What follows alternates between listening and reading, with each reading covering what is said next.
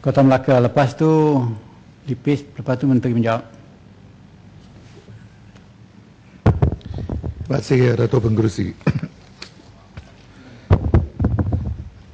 Dato' Pengerusi, saya ingin merujuk kepada butiran 060200 dan 080600 Khidmat Negara. Salah satu objektif yang paling penting untuk program ini ialah untuk menyedia dan mengurus semua aspek latihan POKN di kem meliputi penyediaan prasarana, modul latihan, dan saya ingin mendirikan iaitu tenaga pengajar berkaliber dan penjagaan kebajikan pelatih. Saya percaya bahawa kita katakan pengajar yang berkaliber ni mesti bukan hanya tentang kepakaran pengajar ni, tetapi juga termasuk dengan sikap dan kelakuannya. Selain dari keadaan dan kemudahan kem latihan dan modul latihan, keselamatan pelatih seringkali dipersoalkan. Pengajar yang bermasalah yang pun menjadi satu halangan kepada kejayaan POKN ini. Kita memang tidak ingin segelintir pengajar yang tidak bertanggungjawab ini akan menjejaskan usaha program ini. Seperti satu masalah yang amat penting, iaitu tentang gangguan seksual atau dengan izin sexual harassment dari pengajar lelaki kepada pelatih-pelatih perempuan. Saya ingin maklumkan kepada Yang Berhormat Timbalan Menteri satu kejadian yang berlaku di kem POKN di Seri Ledang, Kebun Baru, Ledang.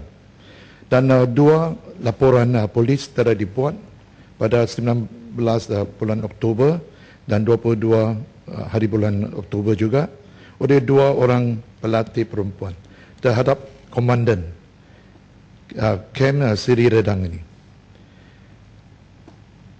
tentang gangguan seksual terhadap mereka.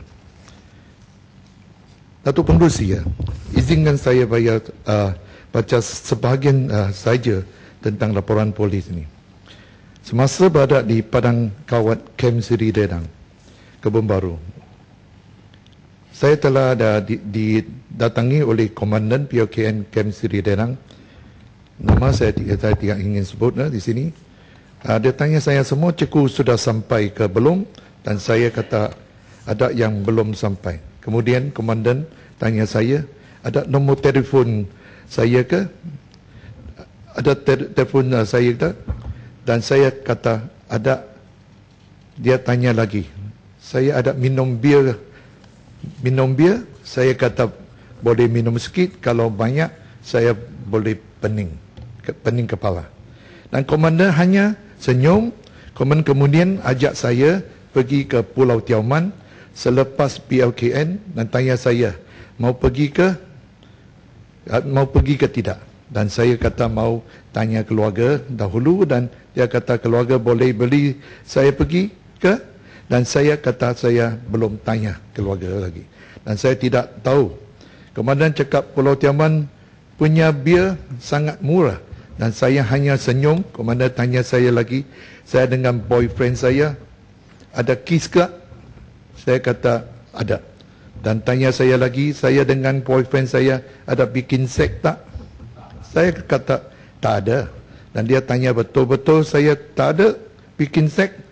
Saya kata betul-betul tak ada.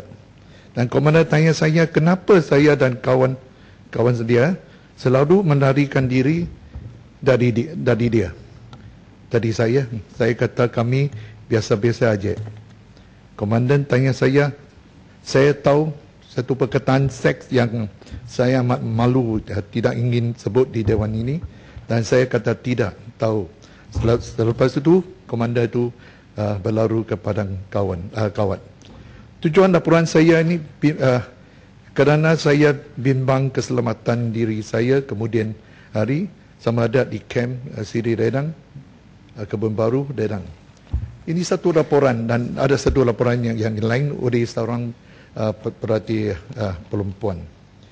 Saya ingin tanya, adakah Yang Mohd Menteri atau Timbalan Menteri sedar tentang kejadian ini? Dan apakah tindakan yang akan diambil? Adakah siasatan setelah dimulakan? Adakah kementerian mempunyai mekanisme atau badan tertentu untuk menangani aduan-aduan sebegini? Datuk Pengerusi, saya ingin juga tanya, bolehkah kementerian menubuhkan satu pusat aduan, iaitu satu one call center untuk menerima aduan-aduan atau laporan-laporan dari bukan hanya pelatih dan ahli keluarga, tetapi dengan pihak-pihak lain yang berkenaan dengan program PLKN ini. Dan satu pasukan khas untuk menyiasat dan mencadangkan tindakan yang sesuai diambil kepada yang bersalah untuk kita mempertahankan usaha program PLKN ini. Kalau tidak, kita biarkan sekelintir yang tidak bertanggungjawab ini akan merosak atau menjejaskan program ini. Terima kasih.